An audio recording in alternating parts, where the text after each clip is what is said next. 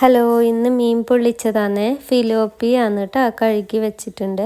പിന്നെ തേങ്ങ, പിന്നെ സവോള, തക്കാളി, ഇഞ്ചി, വെളുത്തുള്ളി, കറിവേപ്പില, ഉപ്പ്, മഞ്ഞൾപ്പൊടി, മുളക് പൊടി, കുരുമുളക് പൊടി, ചെറുനാരങ്ങ 2 പിന്നെ ഒരു വാഴയില.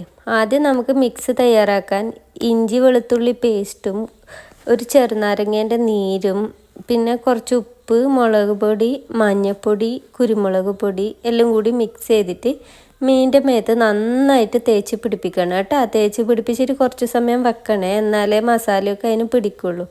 അതിന് ശേഷം പാൻ ചൂടാക്കിയിട്ട് വെളിച്ചെണ്ണ ഒഴിച്ചിട്ട് അതിലേക്ക് നമ്മളെ മസാല തേച്ച് വെച്ച മീൻ വറുക്കാൻ വേണ്ടിയിട്ട് വെച്ചിട്ട് അടച്ച് വെച്ച് വേവിക്കണം കേട്ടോ. എന്നിട്ട് ഇപ്പുറത്തെ ഒരു പാൻ ചൂടാക്കിയിട്ട് അതിൽ കുറച്ച് വെളിച്ചെണ്ണ ഒഴിച്ചിട്ട് ഈ സവാള ഇട്ടിട്ട് നന്നായിട്ട് വഴറ്റിയെടുക്കണം കേട്ടോ. അപ്പോഴത്തേക്ക് നമ്മളെ മീൻ ഇവിടെ വെന്തിട്ടുണ്ട് പകുതി. മറിച്ചിട്ടിട്ട് അപ്പുറം കൂടി വേവിക്കാൻ വെച്ചിട്ടുണ്ട്. പിന്നെ ഇവിടെ തേങ്ങാപ്പാൽ ഉണ്ടാക്കാൻ തേങ്ങ മിക്സിയിൽ അരച്ച് വെക്കുന്നുണ്ട് കേട്ടോ.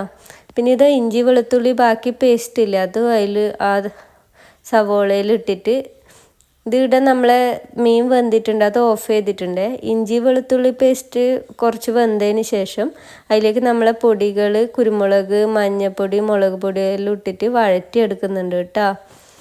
എന്നിട്ട് ഇത് കുറച്ച് ഉപ്പും കൂടി ഇട്ട് വഴറ്റിയെടുത്തതിന് ശേഷം തക്കാളി ഇട്ട് വഴറ്റിയെടുക്കുന്നുണ്ട്.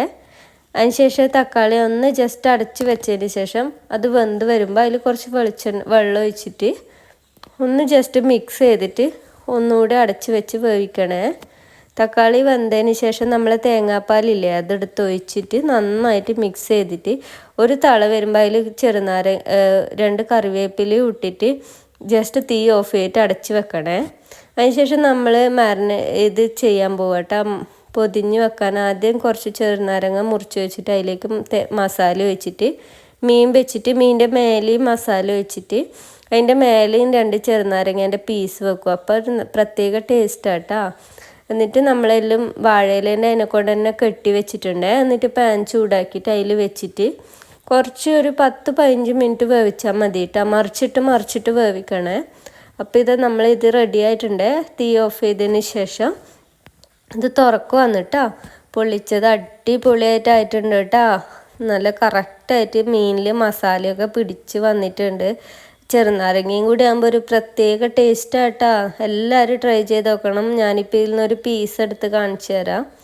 കണ്ടോ, എന്താ ഗ്രേവി ആയാലും മീനായാലും അടിപൊളിയാണ്. Thank you.